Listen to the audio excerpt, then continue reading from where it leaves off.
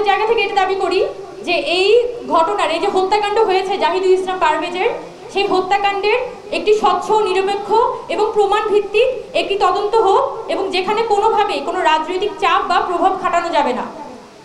এই হত্যাকাণ্ডের প্রসঙ্গ ধরে আমরা একটি মৌলিক প্রশ্ন উত্থাপন করতে চাই যে আমাদের ক্যাম্পাসগুলোর আসলে নিরাপত্তা কোথায়। এসব প্রশ্নের উত্তর তো আসলে ইন্টারিম গভর্নমেন্টকে দিতে হবে, যে একটা গণঅভ্যুত্থান পরবর্তী সময়ে আমাদের একটা বিশ্ববিদ্যালয়ের সামনে কিভাবে করে সেই বিশ্ববিদ্যালয়ের শিক্ষার্থীকে কুপিয়ে মারা যায়। এবং আমরা এসব প্রশ্নের উত্তর খোঁজার জন্য যেমন মাঠে ছিলাম, এখনো পর্যন্ত আমরা মাঠে আছি এবং আগামীতেও থাকব।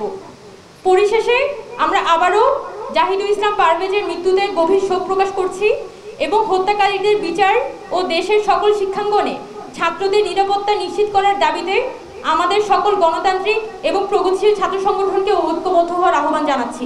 যারা এই জাহিদুল ইসলাম পারভেজ, যে শিক্ষার্থীটি, সে দল মত যে পরিচয়ই থাকুক না কেন, জাহিদুল ইসলাম পারভেজ তিনি একজন শিক্ষার্থী এবং এই যে গণঅভ্যুত্থানটি হয়েছে জুলাই আগস্ট মাসে, সেই জুলাই আগস্ট মাসে এই গণঅভ্যুত্থানের একজন অ্যাক্টিভ কর্মী।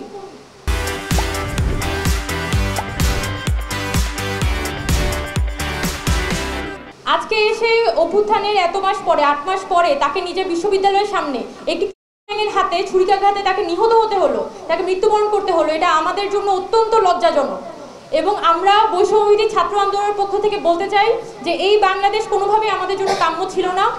আমরা সম্মিলিতভাবে এই যে আমাদের ক্যাম্পাসগুলোতে ছাত্রদের নিরাপত্তার প্রশ্নটা তুলতে চাই যে এইভাবে যদি নিজ ক্যাম্পাসের সামনে একজন শিক্ষার্থীকে ছুরিকাঘাতে হত্যা করা যায়, তাহলে বিশ্ববিদ্যালয়গুলোর আসলে নিরাপত্তা দিবে কে?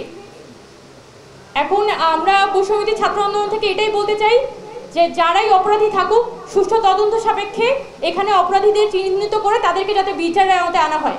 আচ্ছা, প্রথমত আমরা এখানে কাউকেই আসলে নির্দোষ দাবি করছি না। এখানে আমরা যেটা বলতে যাচ্ছি যে শুধুমাত্র ভিডিও ফুটেজ সাপেক্ষে যেভাবে করে এখানে একটা মিডিয়া ট্রায়াল চালানো হচ্ছে, সেই ভিডিও ফুটেজের মাধ্যমেও কিন্তু পরিষ্কারভাবে কিছু বোঝা যাচ্ছে না।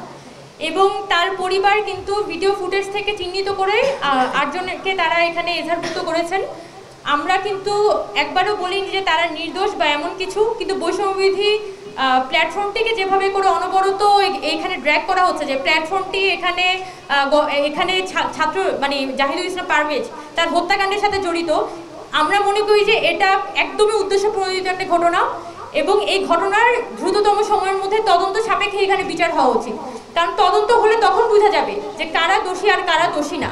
এখন যদি ফেসবুকের মাধ্যমে, মিডিয়া ট্রায়ালের মাধ্যমে বৈষম্যবিরোধী ছাত্র আন্দোলন প্ল্যাটফর্মটিকে যেভাবে করে এই হত্যাকাণ্ডের মদতদাতা বলা হচ্ছে, সেটা আসলে আমাদের জন্য খুবই দুঃখজনক এবং আমরা প্ল্যাটফর্মের পক্ষ থেকে সেটার স্পেসিফিক্যালি প্রতিবাদ জানাই।